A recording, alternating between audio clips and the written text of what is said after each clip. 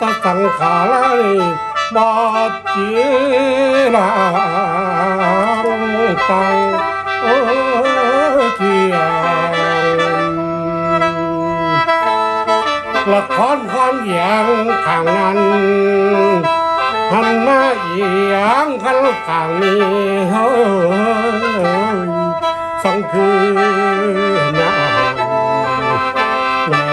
ตาลีสังคือน้ำแม่ตาลีโอ้ย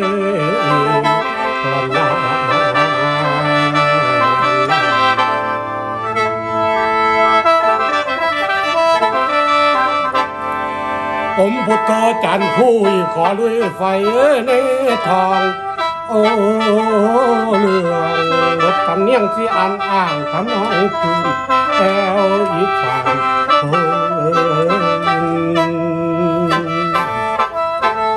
ผมคือจันหัวลานหัวต้นนานแต่น้อยหนุ่มพ่อแม่ตายจากแดดทั้งของเถ่าแก่แห่งนี้มันเต็มที่จันคู่รับกรรมมาแสนลำบากยากน้ำถึงกำผ่ามันดาดีแม่บ่ยังเพราะเหตุนี้จึงได้เกินอาศัยวัดคนหลวงตาสงการบวชให้เป็นเองหน่อยเป็นคนปล่อยโอ้ยอยู่แก้มบ้านนาขอทานบ้านเพิ่นโอ้นายหลวงตาสายบวชให้เป็นเนื้อน้อยกับความเพียรหัดขีดเขียนเลี้ยงลูกบำเพ็ญศีลอุปถากถึงที่ยากก็คอยทนประความจนอาแกนได้เพียงเสียดอกต่อทำแต่บ่จำศีลสร้าง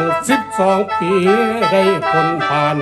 อาจารย์บวชมอมให้เลยมาได้อีก4 คนพ่อบรรลุลวงบนเมื่อแต่เขตจำพรรษาพดให้เป็นเนื้อสาโอ้ยขันต่อมาจนป่านนี้จนเป็นจันคู่เลยมาลาสิกขาเพศ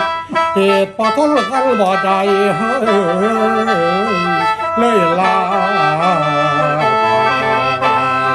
แม่นผมเรื่องเดินลัน